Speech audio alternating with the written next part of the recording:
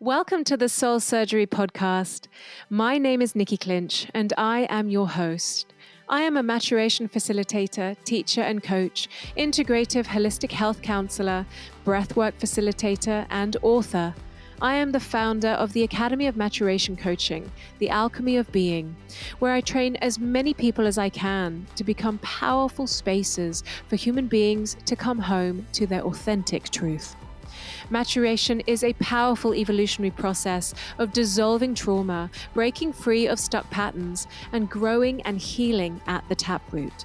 Growing out of who we thought we were from the stories led by our past conditioning in order to grow and evolve into who we were born to be. In this podcast, I will be sharing many different things with you, opening up the doorways to my coaching sessions where you can witness with your own eyes how trauma contaminates our reality and how we can dissolve it, heal it at the root, and rewrite the story of our lives, reclaiming our power and reminding each one of us that who we are is wholeness. I will be interviewing some of the world's most prominent teachers in spirituality, healing, transformation, and human evolvement, and sharing with you my own teachings and learnings along the way. And above all, sharing with you my heart. The purpose of this podcast is to remind each one of you who you really are, to open up the doorway to a new possibility, to a new paradigm, to healing, health, transformation, and our evolvement as individuals and a species. So I hope you enjoy today's episode. One thing that you can do for me, if you find this podcast useful and if you love it, please do subscribe. And if you feel called to, leave a review, because reviews really matter. They help to spread the word and help to spread this podcast to as many people as we can. And lastly, if you have any big aha moments, any shifts, any insights in any of these episodes, please do share it with me. Share with me which episode it was, where in the episode it happened, and how it has impacted you and your life. So without further ado, let's get going. I hope you enjoy today's episode on the Soul Surgery Podcast.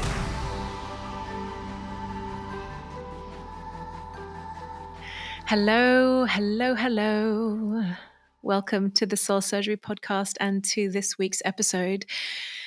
Yeah, I was kind of thinking about what I was going to talk about this week. And one of the most asked questions by all of you and most requested episodes, topics that you want to hear is forgiveness. And I noticed that I've been kind of avoiding or pushing it off recording this episode. And I checked in with myself this morning as to why.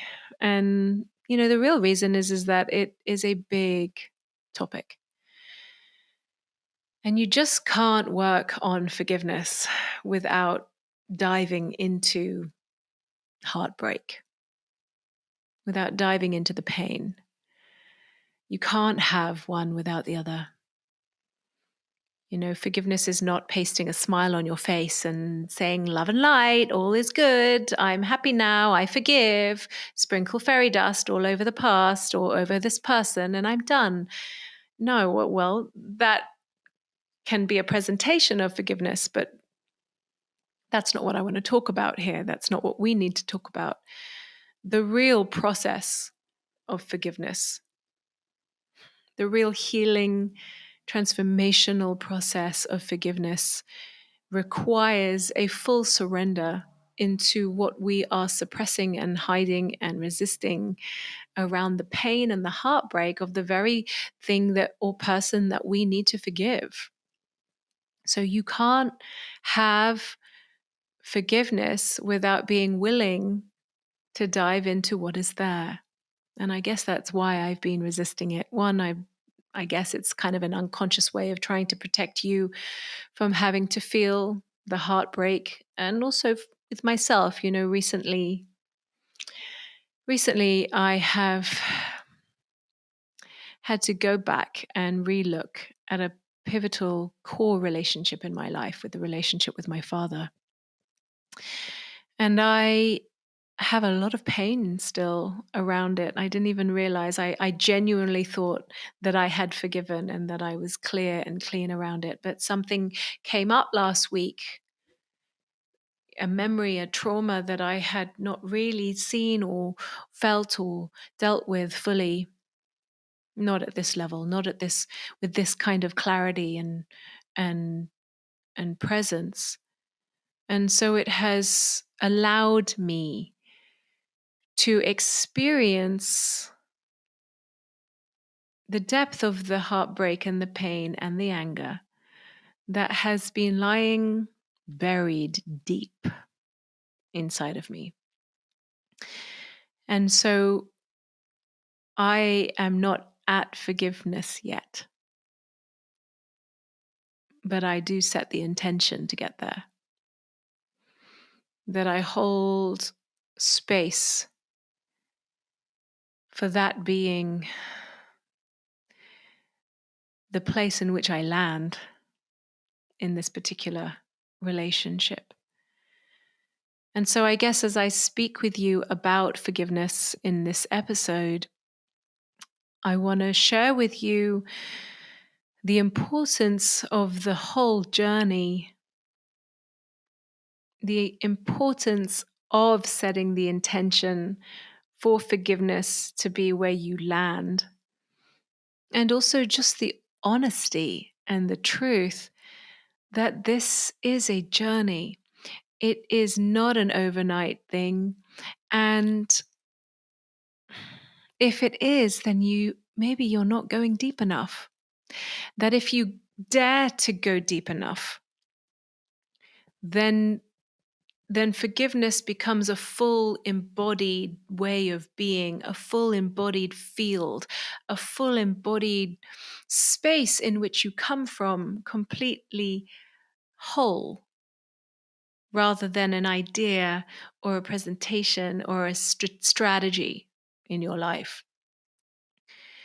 If we are truly on the journey of forgiveness and surrendering to it, mind, body, heart, soul, then who we are in it should mature.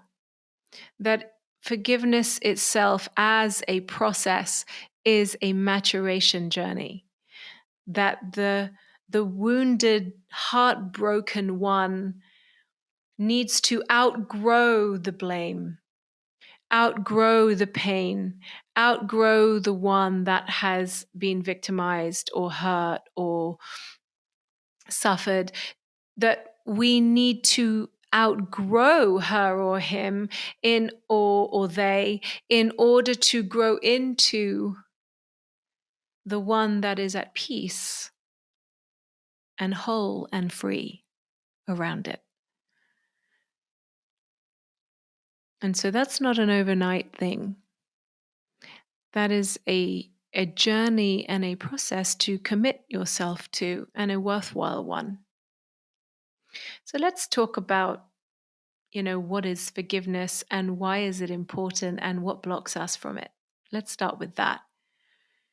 Firstly, if you've heard my toxic positivity episode, then this is referring to that. And if you haven't heard it, please go and listen because it's a really important one. There's a lot of love and light that gets thrown around as if we sprinkle fairy dust on the shadow aspects of our humanness, then it will somehow disappear. But that will only happen on a mind thought way, unless we're willing to truly face and be with all that is present without suppression, no censorship, and dive into the complete unknown of what is there with the intention to forgive and come to a place of wholeness and freedom and peace, then it's just a presentation. It's just a picture. Forgiveness is an act of coming home to wholeness. It's an act of completion. You know, in the five elements in Chinese medicine, we have the whole cycle of the elements. We have water, tree, fire, earth, metal, and they only are as powerful as they are when they're together, because it creates a whole fluid, alive cycle. One flows from one to the other, and thus creates wholeness and unity. It's replicated in many aspects of human life and also in nature.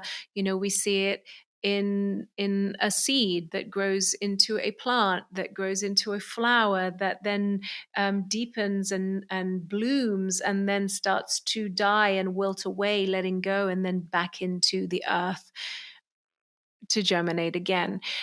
That happens in the creative cycle. You know, we come up with an idea, a thought, an idea that then births into action, birthing the project into the world, that then births into the fullest expression and the blooming of it, that then the nurturing and the nourishment of the project, and then coming to a completion.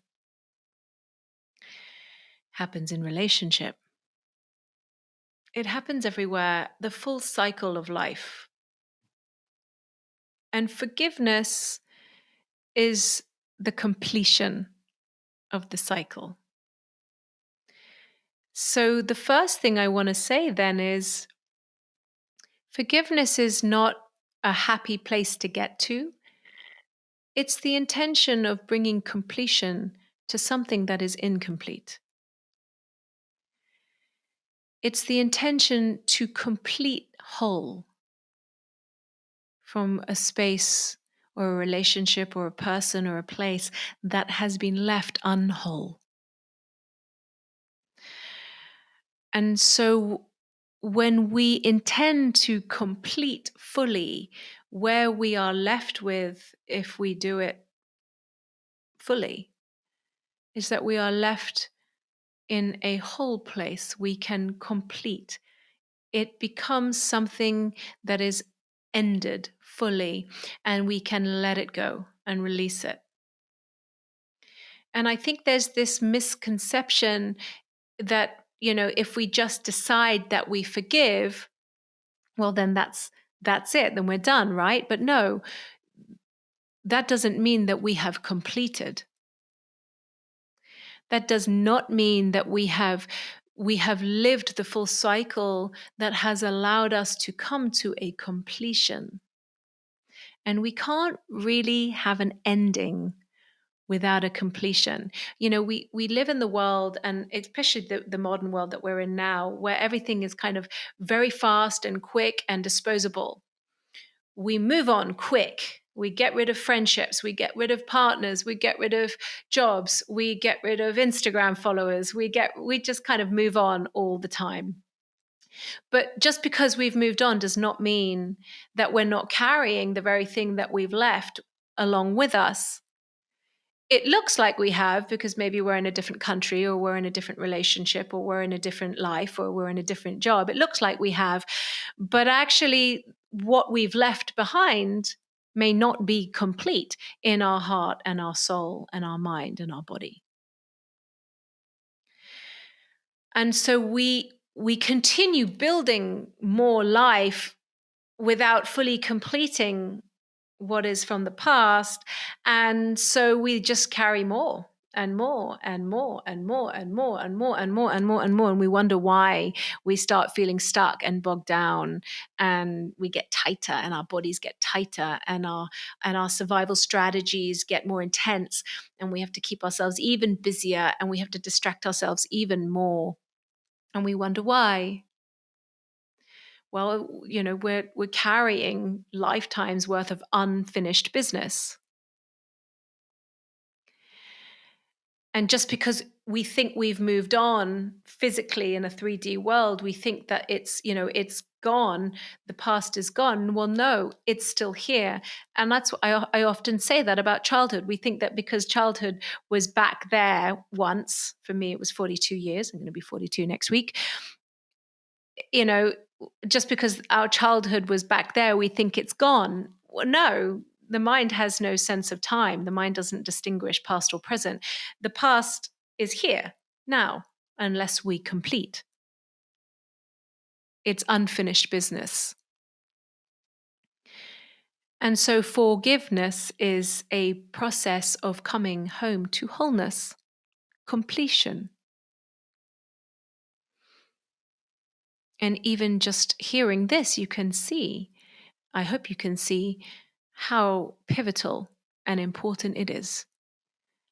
Important to our own being, that we're not carrying weights and weights and weights of the past, of unfinished business.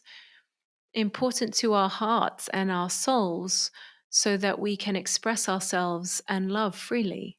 Importance to our energy, our life force, our creative power, so that we can live freely, express ourselves freely without the weight of unfinished business. And so it's just such an important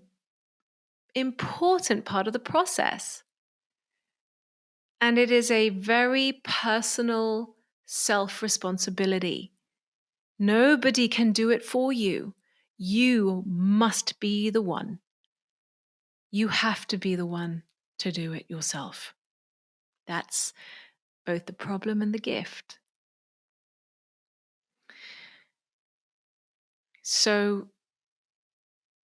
what happens if we do not complete and we just keep moving on?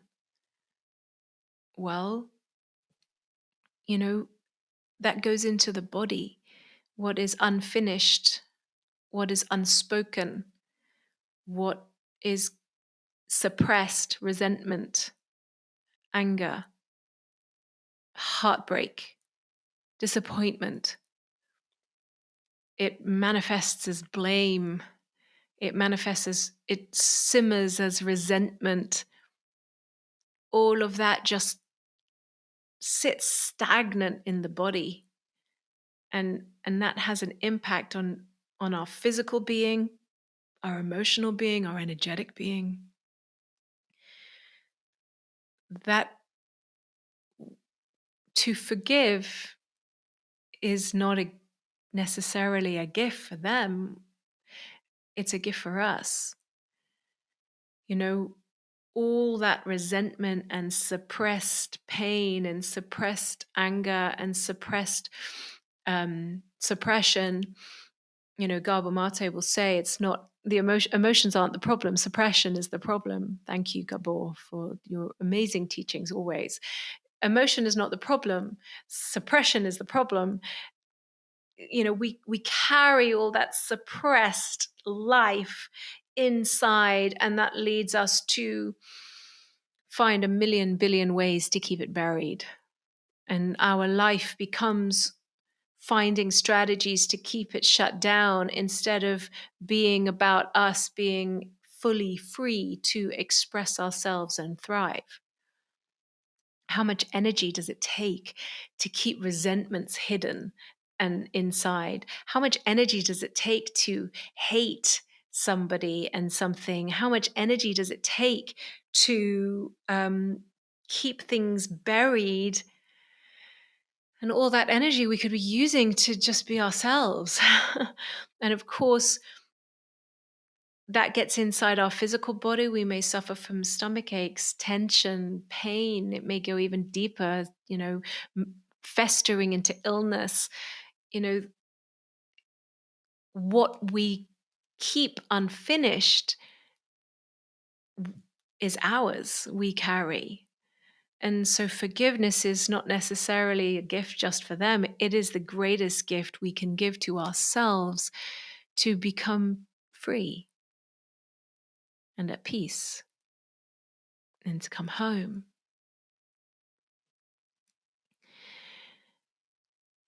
Also, and I write about this in my book, Surrender. If you haven't bought it yet, I've got my book coming out, Surrender, Break Free of the Past, Realize Your Power and Live Beyond Your Story.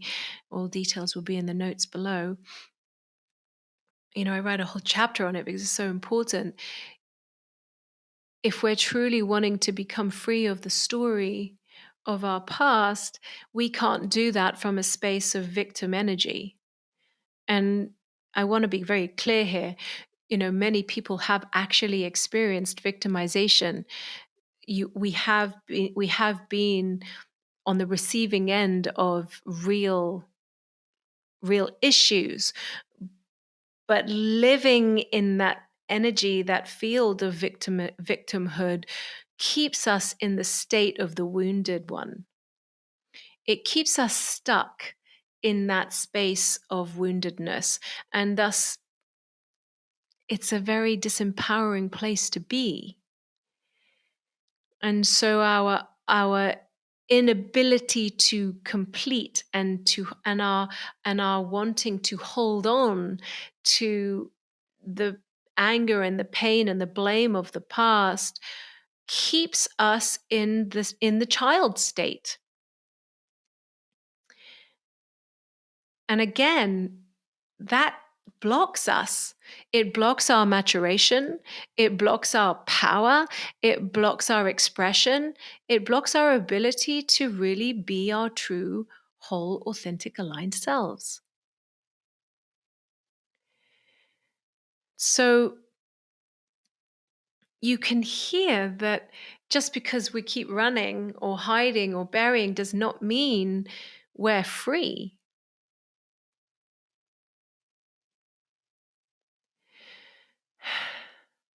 When I look back, I remember when I first came into recovery for my addictions, and one of the first things I had to do was do a fourth step inventory. There's the 12 steps, if you don't know them. The fourth step is to write an inventory. And I had to write this inventory, this self-inquiry inventory of all the resentments, all the resentments that I was carrying, because there's this saying in 12 steps, resentments keep you sick.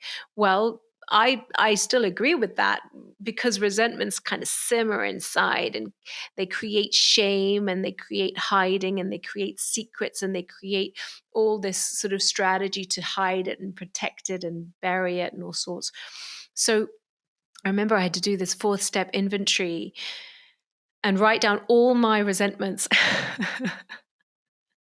I'm laughing because I literally wrote like 2 books full of resentments. I was just like riddled with resentment, blaming everyone and everything for the pain that I was carrying.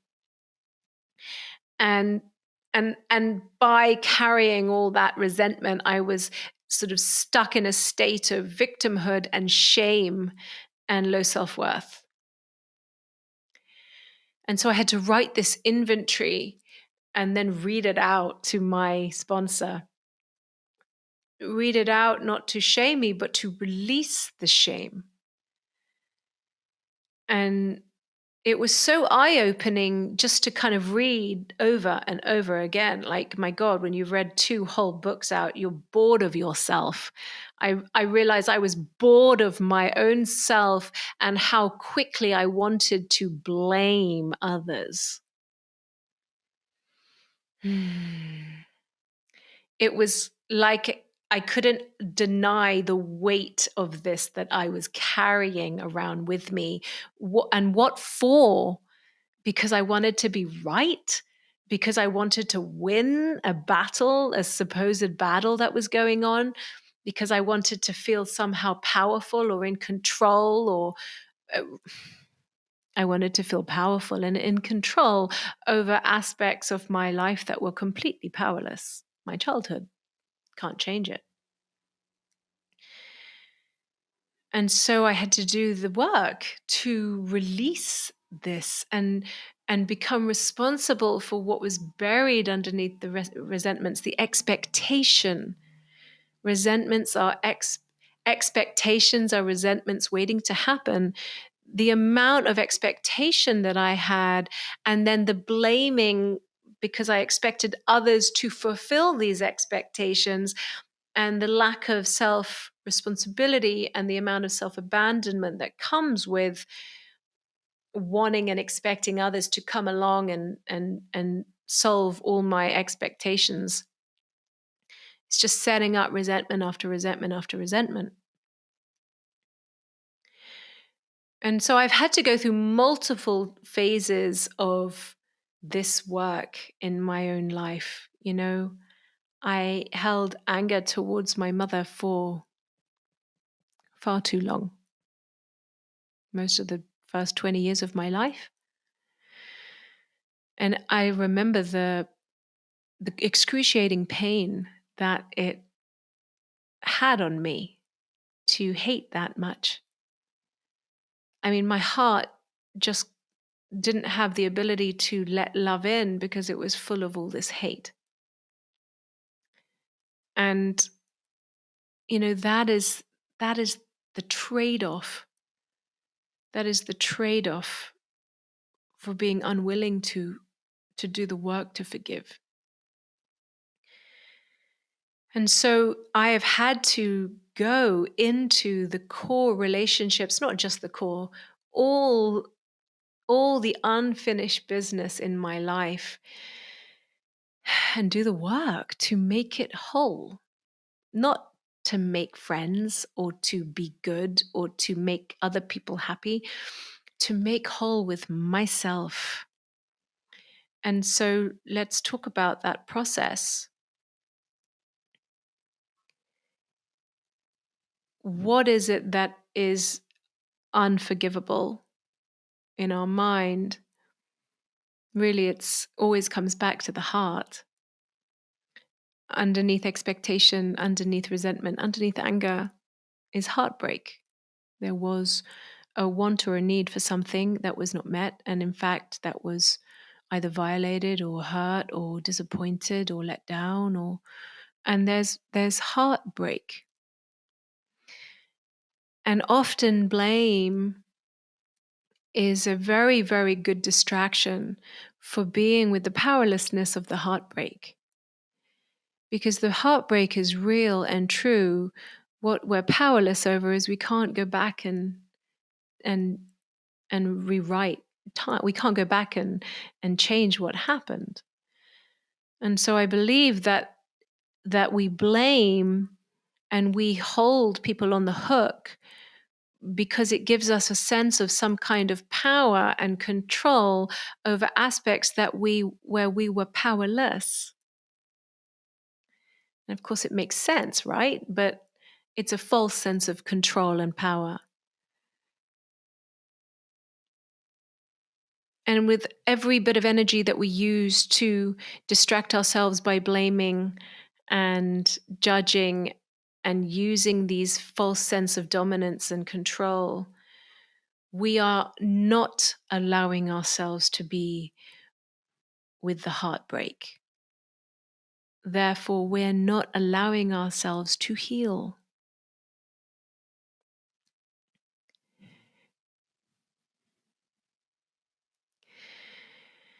You see, this is why I resisted this topic, because it's deep and it's painful, but it's so important for our healing.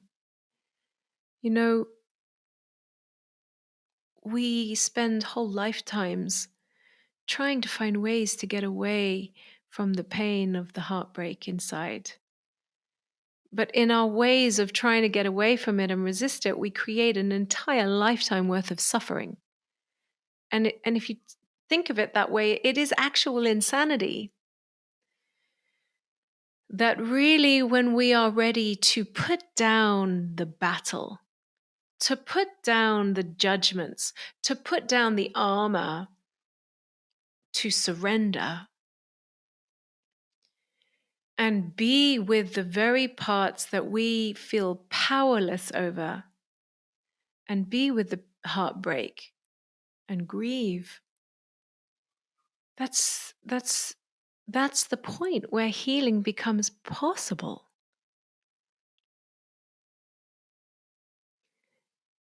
With all the people I have worked with in the last 10 years, and including myself, I have discovered that the heart always can heal.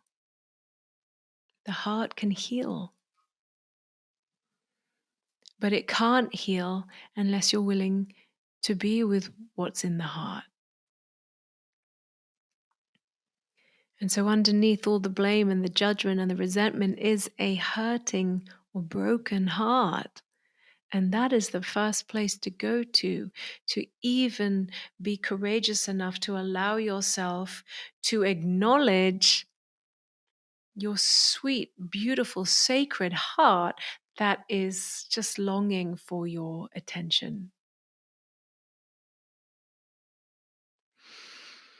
And then once we are allowing ourselves the space to feel, and when you come back to the broken heart, you may need to process rage, anger, grief, sadness. These are all appropriate human emotions to feel, and but to do with responsibility, but they are appropriate. It's healthy to feel these things with the intention of healing, not the intention of hurting.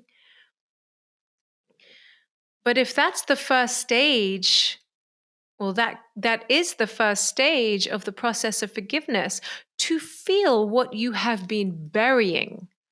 So if you are in the point where you're just like finally feeling how freaking angry you are at someone, or hurt or heartbroken or disappointed, that is appropriate. That's healthy.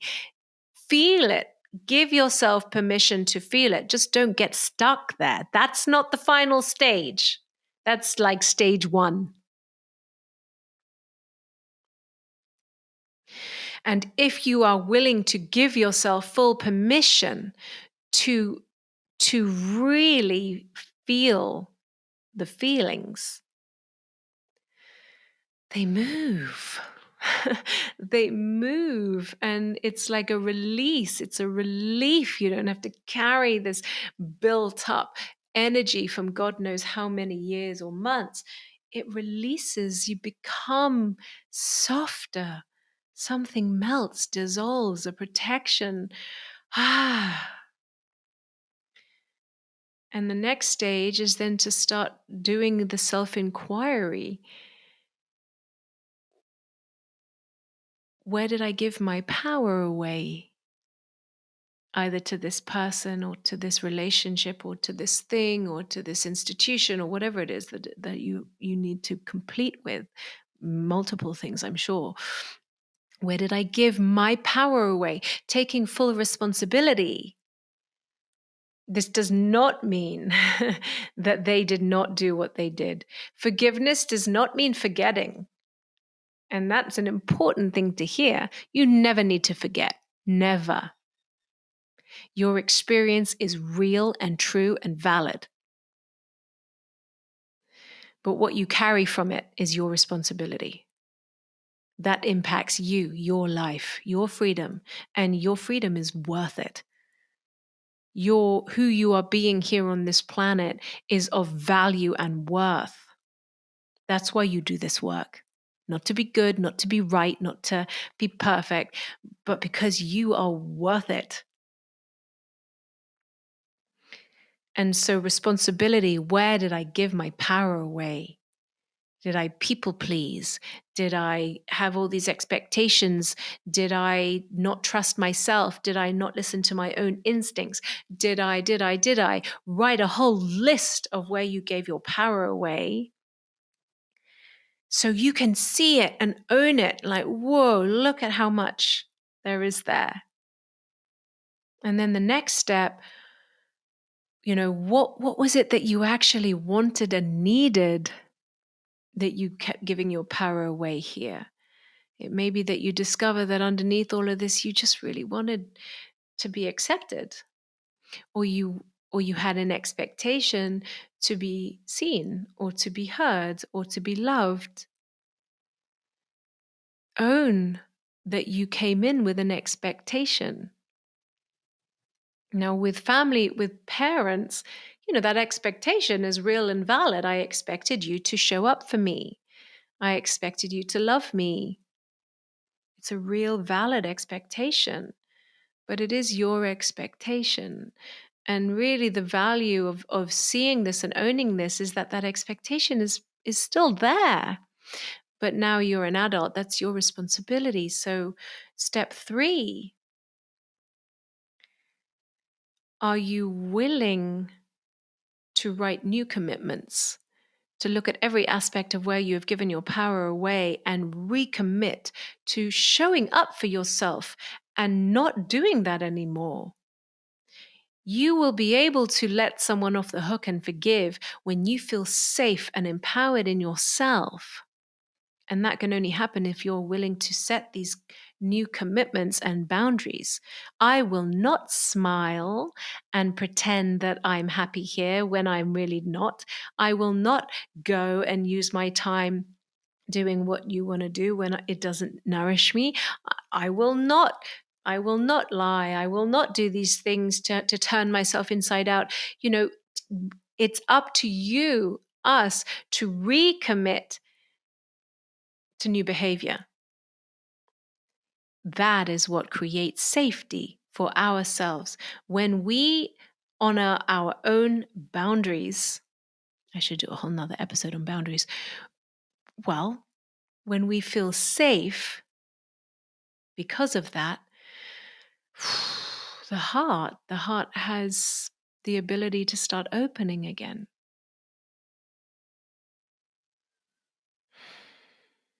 And then the 4th step, really looking at the one you are blaming and looking into their soul. Their behavior might have been unacceptable. Their words might have been painful. But who are they beyond this? Is that really who they are? What story have they come from? What did they learn in the world? Nothing just happens, everything is sequential. Like, what's the story of that person? This doesn't mean you need to forget, and it doesn't mean it's okay, but it can surely bring you closer to understanding and compassion. Not forgetting. It does not mean it's okay what they did. That's one of your boundaries. I will not stand for this anymore. I do not see, even a boundary is, I will not see this person anymore. That gives you the freedom to feel safe again. But then when you feel safe, you can work towards compassion for them and for you. And then finally, forgiveness, completion. What have you and can you be grateful for in the learning of this experience? We're either blaming or we're learning. Fact. That's just fact. If we're stuck in blame, we get stuck and in a cycle, in a dynamic of separation and victimhood. When we're learning, we're growing, we're maturing. So what can I learn from this that has allowed me to become more mature than before? That has gifted me with the ability to have grown more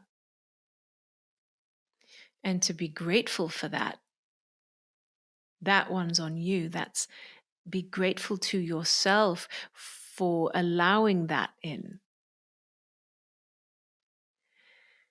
And this whole process that I've just walked you through, it creates a feeling of wholeness and peace. And really, that affects every aspect of your life in the best possible way. Then we don't have to pass these pains on to our babies. Then we don't have to take it out on our partners. Then we don't have to take it out on our bodies, on ourselves, on our dreams. Then we can release. End of the cycle. Ending.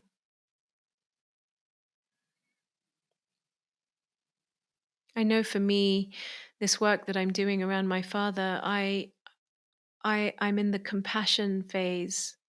and I still have anger that I'm releasing. And I have every intention to come to a completion. However, but I will not rush myself. Don't rush yourself. Don't skip any of these phases.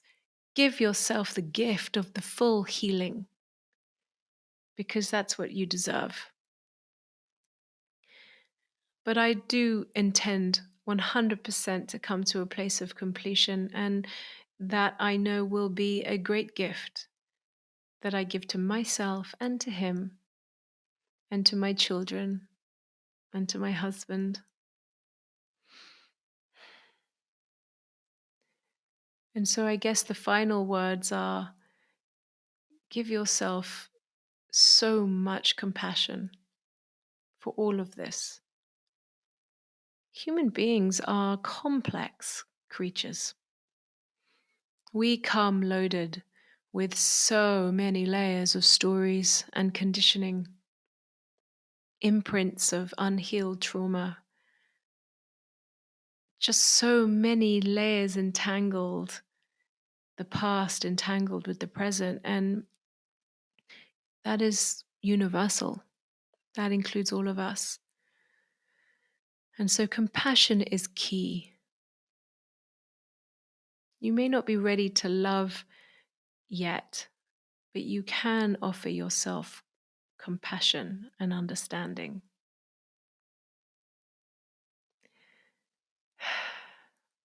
So I hope this has been useful for you. It's been beautiful to share with you and to walk you through this process, and just to allow myself to speak it too. Thank you so much for listening. If you have any aha moments from this episode, please do share them with me. I love to hear your healing. Write in the comments below under the YouTube video. You can DM me on Instagram. You can write me an email through my website, nikkiclinch.com. And please do go and buy my book, Surrender, Break Free of the Past, Realize Your Power and Live Beyond Your Story, now available on Amazon and everywhere that sells books. And if you've loved this episode, please do write a review. Your reviews really matter. They help this episode and this content spread far and wide. Share it with your friends, share it with your family, share it with anyone who you think may need it. And if you love soul surgery, please do subscribe to this channel so that you can be one of the first ones to receive this. Until the next time, guys, thank you for listening. I love you. Bye.